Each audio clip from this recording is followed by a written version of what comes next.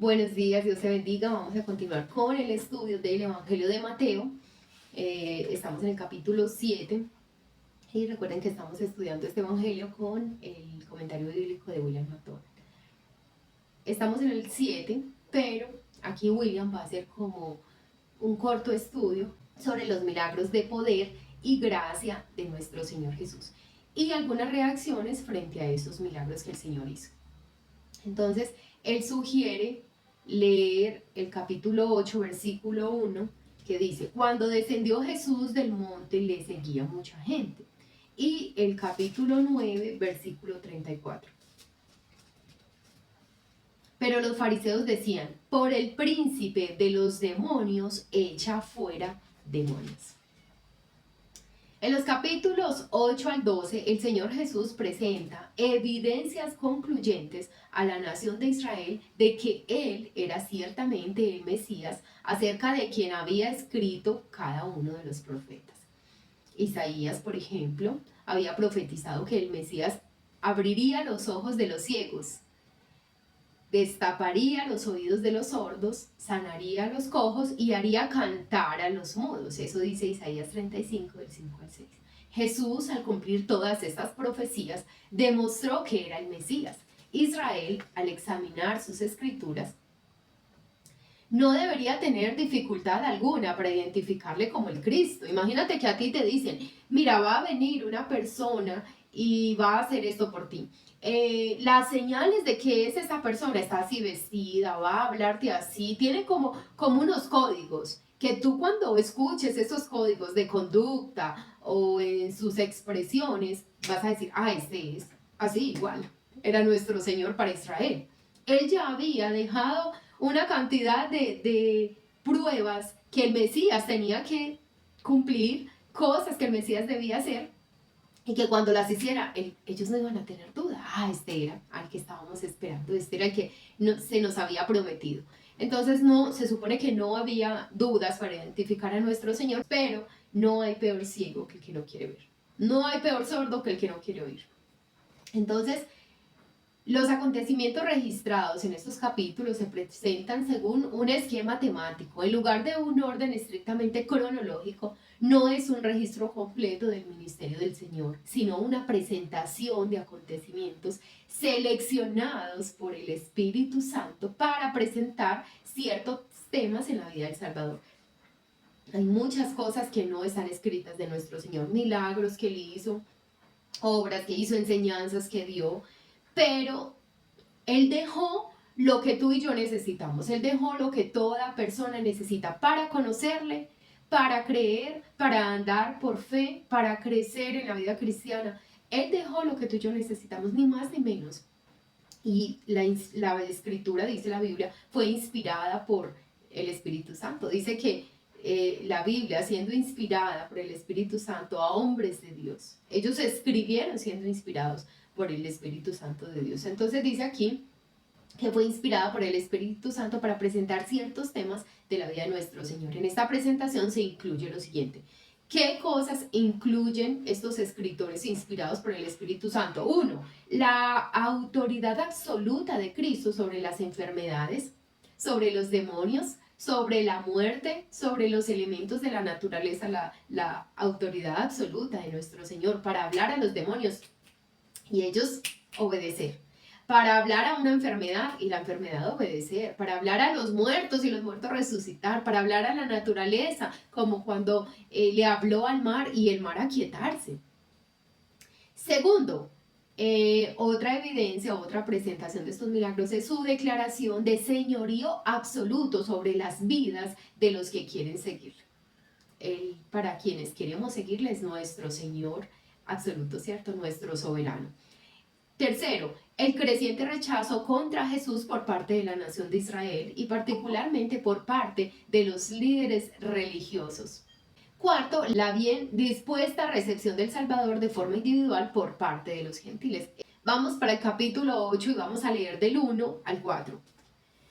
Cuando descendió Jesús del monte le seguía mucha gente, y aquí vino un leproso y se postró ante él diciendo: Señor, si quieres puedes limpiarme. Jesús extendió la mano y le tocó diciendo, quiero, sé limpio. Y al instante su lepra desapareció. Entonces Jesús le dijo, mira, no lo digas a nadie, sino ve, muéstrate al sacerdote y presenta la ofrenda que ordenó Moisés para dar testimonio a ellos. Versículo 1. Aunque la enseñanza de Jesús era radical y extrema, tenía poder de atracción y ello hasta el punto que le seguían grandes multitudes. El Señor no iba con la gente hablándole de cosas positivas, de cosas buenas, de prosperidad, de bendiciones en abundancia. El Señor era muy contundente y era una enseñanza fuerte como la de Juan el Bautista, por ejemplo. Juan hablaba a los líderes religiosos como generación de víboras, ¿cierto? El Señor Jesús también dice a muchos hijos del diablo, ustedes son hijos del diablo, pero sin embargo, aunque su predicación era fuerte y muy radical contra el pecado y contra la religiosidad, mucha gente le seguía, tenía esa atracción. Y mira, yo pienso que en este tiempo muchas veces tú y yo no queremos hablar abiertamente de la palabra como, ay, ¿y si se ofende? Ay, ¿y si se va? Ay, si no me vuelve a hablar. Porque, claro, mira, el evangelio en sí mismo es ofensivo. Es ofensivo. Si tú vienes y le dices a un borracho, la Biblia dice que ningún borracho entrará al reino de los cielos, ¿lo ofendes? Total. La palabra misma, eso en sí misma es ofensiva, porque va en contra del pecado del otro. No en contra de la persona, pero en contra de su pecado, de su mal proceder, de su conducta errada. La palabra te saca del error o te abre los ojos o te enciende la luz cuando estás en medio de la oscuridad y eso a nadie le gusta.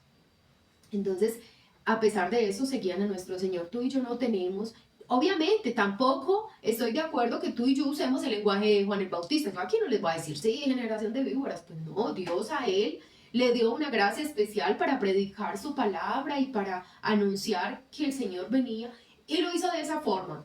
Es respetable, no tenemos por qué criticar a Juan. Esa fue la forma que el Señor le dio para predicar a las multitudes. Pero tú y yo tenemos una forma diferente, ¿cierto? Y no necesitamos llamar víboras a la gente en este tiempo, no, simplemente es predicar la palabra, ya la misma palabra va haciendo en el corazón de la gente, pero no quieras como tapar las cosas para que la gente no se ofenda, ¿no?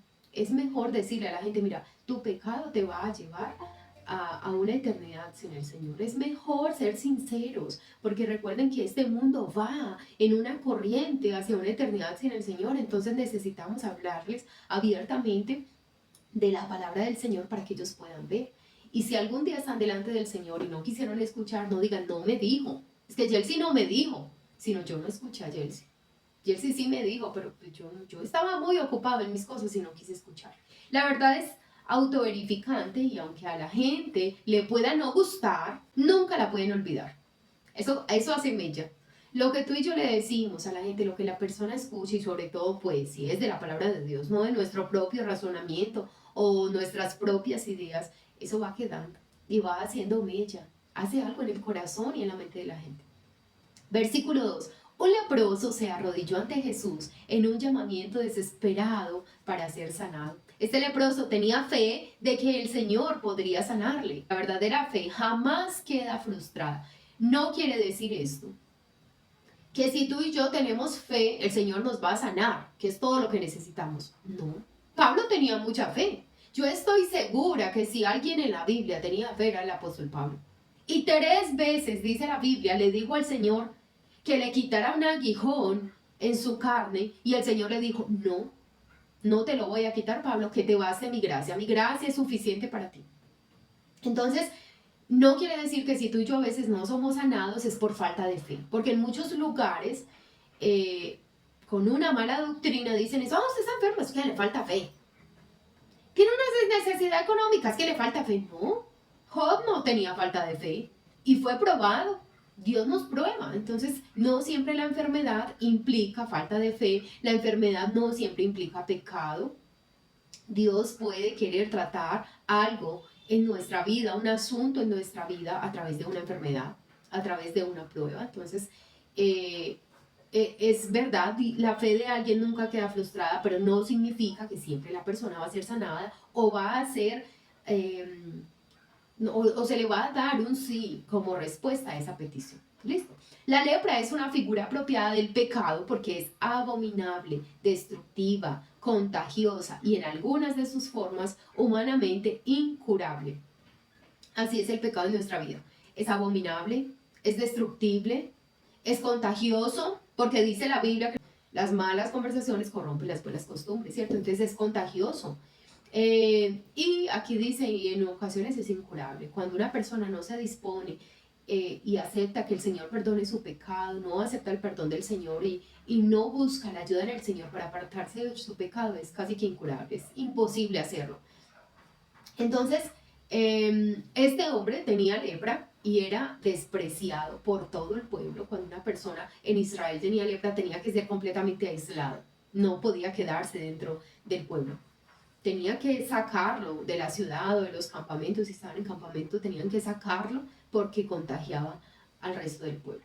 Y generalmente, no siempre, pero generalmente, cuando una persona tenía lepra, era que había cometido pecado.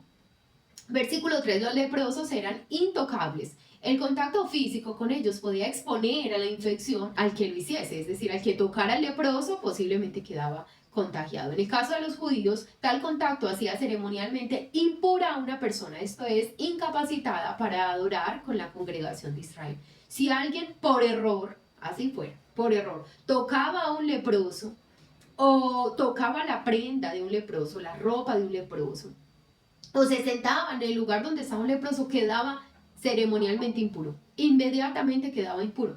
Y también era aislado porque pues como era una enfermedad contagiosa, entonces posiblemente esa persona pues había contraído esa enfermedad. Pero tenía que ser aislado hasta como que se comprobara y tenía que pasar por un rito de purificación para poder ser incluido nuevamente en el pueblo. Pero cuando Jesús tocó al leproso y pronunció las palabras sanadoras, la lepra se desvaneció al instante. Es como cuando tú pones dos frutas, una está mala y otra está buena. Es imposible pensar, no, la fruta buena va a limpiar la fruta mala. No, la fruta mala daña a la fruta buena. Pero mira cómo es tan diferente nuestro Señor. Aquí estaba prohibido tocar un leproso y Él toca al leproso. En lugar del Señor Jesús ser contagiado por el leproso, el Señor limpia al leproso. ¿Recuerdan la historia de la mujer con flujo de sangre? Cuando ella va entre la multitud así, toda agachadita para que nadie la viera, porque pues era una mujer con flujo de sangre, también era inmunda para el pueblo de Israel y estaba aislada del pueblo. Pero ella llega entre la gente y toca el manto del Señor. ¿Cómo él no se pone, no queda inmundo? Porque lo tocó una inmunda. Él tenía que quedar inmundo, pero no queda inmundo. Ella es purificada por nuestro Señor. Solo toca el borde de su manto. Mira cómo es el poder de nuestro Dios, ilimitado, para sanar, para perdonar, para salvar. Aunque el Señor habita en ti y en mí, que somos vasos de barro, impuros, no es como que nuestro Señor se contamina. Antes, al contrario, cuando Él viene a tu vida y a mi vida, a pesar de nuestra condición, Él nos purifica, Él nos limpia. Nuestro Salvador tiene poder para purificar del pecado y hacer apta a la persona purificada para ser adoradora, para adorar. Entonces, el Señor, aunque tú y yo en nuestra condición de pecado, antes de conocerle, éramos inmundos, cuando viene nuestro Señor nos restaura a tal punto que tú y yo ahora podemos servir a nuestro Señor. No importa el pecado del que nos haya sacado. No importa. Si tú dices, pero es que mi pecado fue muy grave, después de que tú realmente aceptas al Señor y haces un cambio de vida, ya estás capacitado por nuestro Dios para adorarlo, para servirle.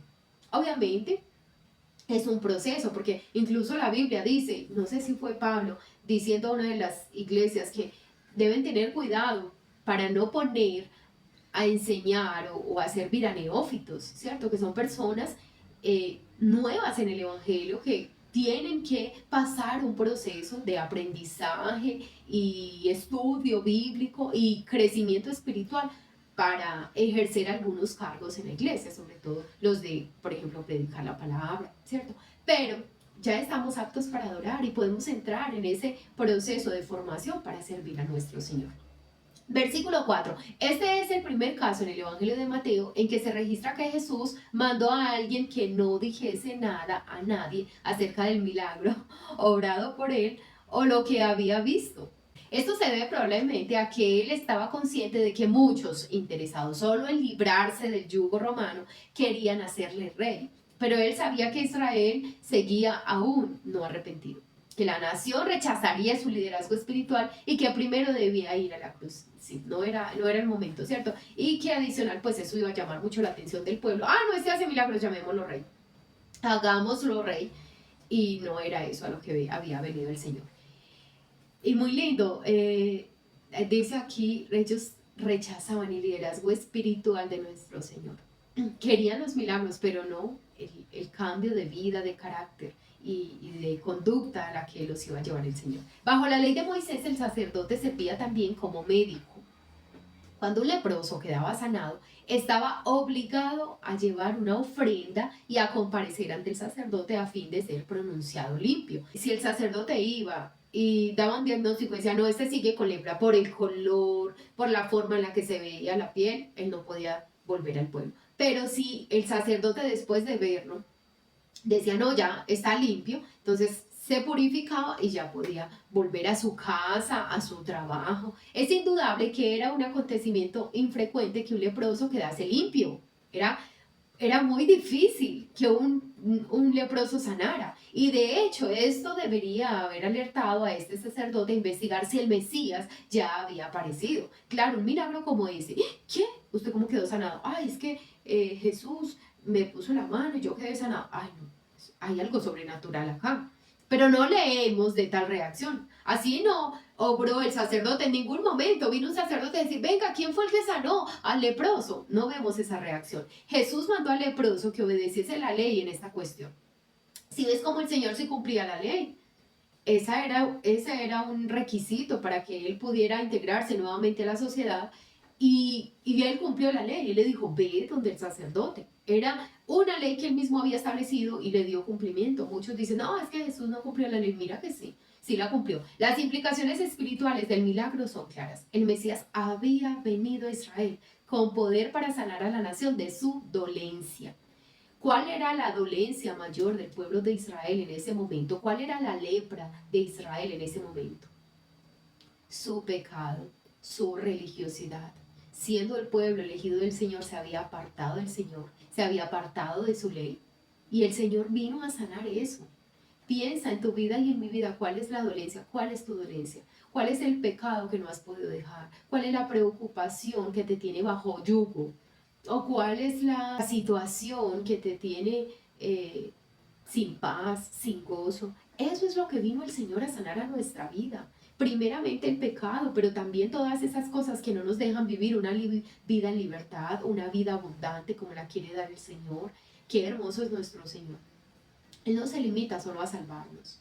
Él quiere que vivas una vida de abundancia espiritual mientras estemos en este mundo. Presentó este milagro como una de sus credenciales, pero la nación no estaba aún dispuesta para su libertad. Todavía no estaban listos, es tremendo. Es tremendo, imagínate que tú estás como siervo de alguien, eres el esclavo de alguien, pero ese libertador que puede sacarte de esa esclavitud llega y tú dices, no, pero es que todavía no estoy listo. No, déjeme aquí, como Faraón cuando estaba con las ranas. Una de las plagas eran las ranas. Y entonces el furioso manda a llamar a Moisés. Mira estas ranas, y le dice a Moisés, no, va a dejar ir al pueblo, sí, listo. ¿Usted cuándo quiere que ore por las ranas para que le sean quitadas? Mañana. Pero ¿cómo así? ¿Cómo así que mañana? ¿Quieres un día más con las ranas? ¿Estás feliz con tus ranas? Dejémoslas hasta mañana. Así en nuestra vida muchas veces hay cosas de las que tú y yo somos conscientes, debemos acudir al Señor para que nos libre de eso. Pero estamos como felices con las ranas. Felices con el pecado, felices con la tristeza, felices con la preocupación. No, yo lo sigo cargando. Vamos a leer del versículo 5 al versículo 13. Entrando Jesús en Capernaum, vino a él un centurión rogándole y diciéndole, Señor, mi criado está postrado en casa, paralítico, gravemente atormentado. Y Jesús le dijo, yo iré y le sanaré. Tan lindo, tan generoso. Era un gentil. Este centurión era romano, enemigo del pueblo de Israel. Era un gentil y viene a decirle al Señor, Señor, mi siervo está enfermo. Y él le dice, yo voy a ir a sanar. En vez de decirle, no, tú eres un enemigo de Israel, mira cómo el Señor no hacía acepción de personas. Él conocía el corazón de ese centurión.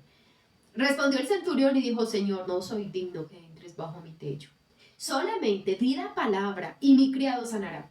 Porque también yo soy hombre bajo autoridad y tengo bajo mis órdenes soldados. Y digo a este, ve y va. Y al otro, ven y viene.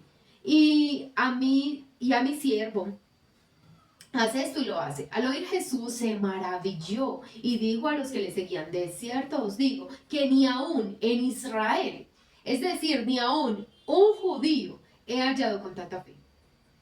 Este no es judío, este es un gentil, es un romano y tiene más fe que cualquiera de los judíos que he hallado hasta ahora. ¡Qué tremendo! Y os digo que vendrán muchos del oriente y del occidente y se sentarán con Abraham e Isaac y Jacob en el reino de los cielos. Mas los hijos del reino serán echados a las tinieblas de afuera. Allí será el lloro y el crujir de dientes. Entonces Jesús dijo al centurión, ven, y como creíste, te sea hecho. Y su criado fue sanado en aquella misma hora. Ese testimonio del centurión es poderoso. Es muy poderoso ver cómo una persona que no era judía tenía tanta fe.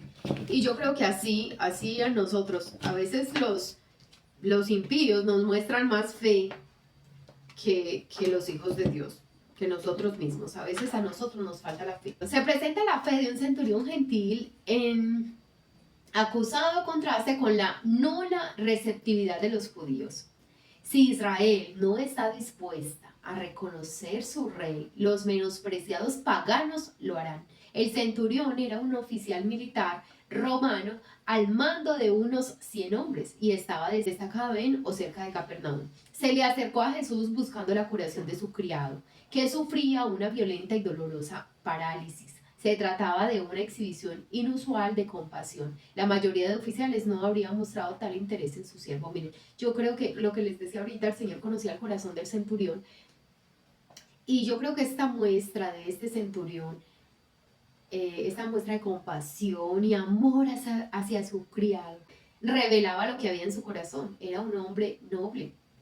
Pues, si en este tiempo escuchaba hace días de una famosa, no voy a decir nombres aquí, tampoco vamos a darle tanta importancia, pero que no permite que sus siervos le miren, pues sus criados en la casa, le miren a los ojos, me contaba mi hermanita, y que si alguien la mira a los ojos, es una colombiana que ya está en otro país cantando, obviamente no canta pues para el Señor, y entonces que si un criado la mira a los ojos, lo despide o la despide, no permite que nadie la mire a los ojos. ¿Hasta quién se cree? ¿Se cree Dios o qué? Mira, mucha gente, y no con tanto poder. Roma era un imperio en ese tiempo, era uno de los imperios más poderosos de aquellos tiempos. Un centurión tenía un cargo muy importante en el ejército romano. Y mira con qué amor amaba a su criado. Fue a buscar al Señor Jesús, él siendo un gentil, y él sabía que podía ser rechazado porque no era judío. Este centurión tenía un corazón diferente. Él buscó al Señor, así tú y yo tenemos que buscar al Señor con un corazón sincero. No hay forma de llegar delante de nuestro Señor y fingir delante de Él algo que no somos. Él conoce nuestro corazón, Él conoció el corazón del centurión y por eso obró a su favor. Entonces aquí dice que se le acercó a Jesús buscando la curación de su criado que sufría una violenta y dolorosa parálisis. Versículos 7 y 9. Cuando el Señor Jesús se ofreció a visitar al siervo enfermo, el centurión mostró la realidad y profundidad de su fe. Le vino a decir, no soy digno de que entres a mi casa. Esto a mí me impresiona porque muchos en este tiempo creen que por haber sido salvos, reconocido al Señor como su Salvador, ya son dignos de todo. Se creen merecedores de todo. Es que yo soy el hijo del rey. Y creen que eso es no sé, como un pasaporte para hacer lo que quieran o un pase libre para comportarse como quiera. Este hombre mostró su condición. Este hombre expresó que era indigno del Señor, indigno de que el Señor pusiera un pie en su casa. Así tú y yo. Mira, tú y yo nos debemos sentir hijos, porque ya somos hijos, pero tú y yo debemos sentirnos hijos indignos. O sea, Señor, yo no soy ni siquiera digna de que me hayas llamado, de que me hayas mirado, porque somos pecadores. Él nos miró fue por su gracia, no por lo bueno que hayamos hecho. De todos modos, no es necesario porque tú le puedes sanar fácilmente dando la palabra, le dijo el centurión al Señor Jesús. No es necesario que tú vayas, solo con que tú lances la palabra, mi siervo va a sanar.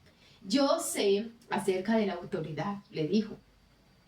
Tomo órdenes de mis superiores y las doy a mis subordinados. Mis mandamientos son obedecidos en el acto.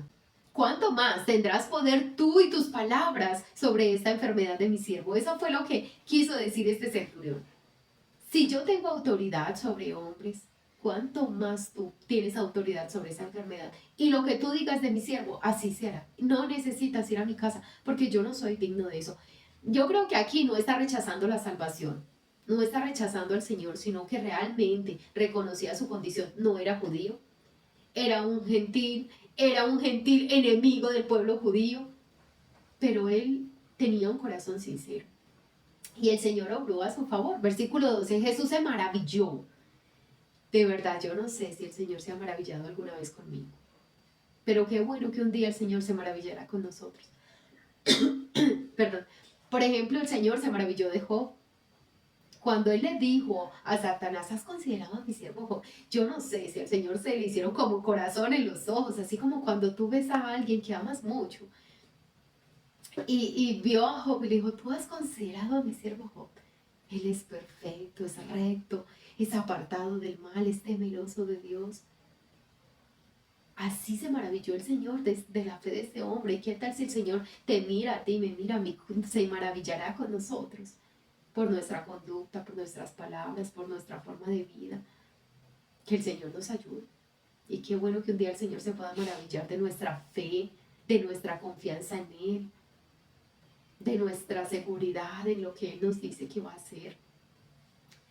Jesús se maravilló ante este gentil. Esta es una de las dos ocasiones en las que se habla de que Jesús se maravillase. La otra vez fue ante una incredulidad de los judíos. Imagínense, una vez se maravilla de la fe de un gentil y en otra ocasión se maravilla, pero de la incredulidad de los judíos. Qué triste. No había hallado tanta fe entre el pueblo escogido de Dios, Israel. Esto le llevó a señalar que en su reino venidero vendrían gentiles de todas partes del mundo a gozar de la comunión con los patriarcas judíos, mientras que los hijos del reino serían echados a las tinieblas de afuera, donde llorarán y crujirán los dientes. Va a venir nuestro Señor, ¿cierto? En su segunda venida. Y va a haber un tiempo en el que los que hemos creído en el Señor, aunque no pertenecíamos al pueblo de Israel, vamos a disfrutar en la presencia de nuestro Señor y con nuestros hermanos en la fe. Pablo, vamos a conocer a Pablo, vamos a conocer a Mateo, vamos a estar con estos patriarcas, perdón, disfrutando de la presencia de nuestro Señor. Pero todos aquellos que rehusaron creer en el Señor Jesús, incluyendo los judíos, por más pueblo escogido que fueran, incluyendo los judíos que no hayan creído en el Señor, van a estar en un lugar de tormento, Estarán llorando y crujiendo los dientes. Y en alguna ocasión yo escuchaba que ese crujir de dientes puede ser como incluso odio. Odio, claro, odio, pero ¿por qué? ¿Por qué fuiste tan duro? ¿Por qué no me salvaste? ¿Por qué no me perdonaste? ¿Por qué no tuviste más misericordia? Pero sí hubo misericordia, sí hubo compasión de parte del Señor, solo que hay un momento, mira, escúchame bien, estamos en el tiempo de la gracia, pero va a haber un momento como en el tiempo en que fue construida el arca de Noé, en que la puerta se va a cerrar. Eso es un tipo de este tiempo. El arca de Noé no es una historia tan aislada de este tiempo. Piensa que la gracia de Dios en este tiempo es esa arca. Son esos 120 años que pasó Noé construyendo esa arca, diciéndole, anunciándole al mundo entero de ese tiempo, va a haber un diluvio. Y van a ser muertos todos los que no crean y entren en esta arca.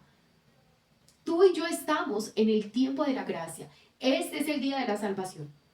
Este es el momento para tú y yo decirle al Señor, Señor, yo te entrego mi vida, te reconozco como mi Señor y Salvador. Quiero vivir para ti. No, esa gente que va a estar crujiendo los dientes en el infierno, no tienen excusa. Puede que digan, ¿por qué no me salvaste? ¿Por qué no me diste más? ¿Por qué no tuviste más misericordia de mí? No sé cuántos años tenga esa persona que cruja los dientes y diga eso contra el Señor. Si tendrá 50, si tendrá 60, pero lo que tenga son años que el Señor le dio de misericordia, compasión. Entonces este es el tiempo de la salvación. Este es el tiempo de entrar a esa arca y poder disfrutar un día en la presencia del Señor por toda la eternidad. Y yo creo, eso que escuché de crujir los dientes de un estudioso bíblico, yo creo que es verdad, porque como cuando tú y yo crujimos los dientes, como con ira, así, unos estarán llorando, Señor, ¿por qué no te escuché?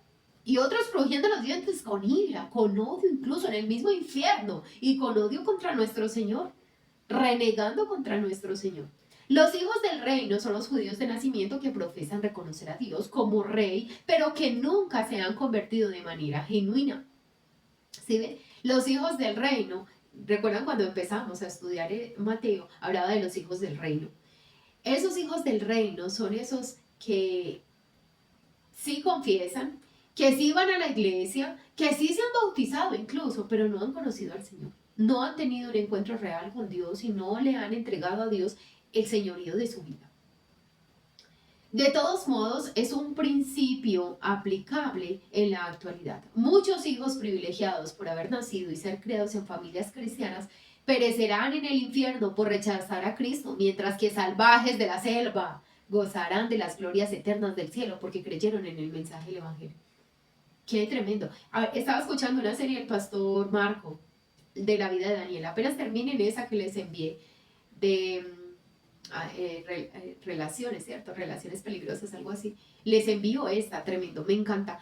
Y dice el pastor Marco que mucha gente en este tiempo dice, ay no, es que yo entiendo a estos jóvenes, es que para ellos es más difícil. La influencia de la tecnología, no sé qué, no sé qué. Nuestros abuelos decían lo mismo de nosotros, no, qué pecado estos jóvenes, que va la televisión. No, es que para estos pelados es más difícil. Y cada vez justificamos más a las generaciones presentes porque creemos que es más difícil. ¿Tú crees que era muy fácil decir yo creo en Cristo y ser echado a un foso donde habían puros leones muertos de hambre? No es fácil. Cada tiempo ha tenido su dificultad. ¿Tú crees que era muy fácil decir no voy a negar a Cristo y ser encendido vivo y puesto como una antorcha? Después de haberte encendido vivo, puesto como una antorcha para alumbrar el camino de todo un reino. ¿Qué fue lo que hizo Nerón? No era fácil, no ha sido fácil. El cristiano que quiere permanece fiel al Señor, independiente de sus circunstancias. Sin importar sus circunstancias, permanece fiel al Señor. Entonces, miren lo que dice aquí, me parece muy tremendo. Mucha gente en la ciudad, con todas las comodidades, con cientos de iglesias alrededor para escoger, con el internet para poderse conectar, despreciando al Señor, van a ser echados al mismo infierno por haber despreciado al Señor. Pero otros, con escasez de recursos, en una selva, que un día fue un misionero y les habló y escucharon el Evangelio, sin Biblias, otros en otros países sin Biblias, tratando de esconder una hojita que les dieron para no ser echados a la cárcel o morir por causa del Señor, y creen en el Señor, dispuestos a dar su vida por el Señor. Esos un día van a gozar de ese reino venidero. Gloria al Señor por su palabra. Muchas gracias por estar aquí. Mañana nos vemos con la ayuda del Señor y Dios te bendiga.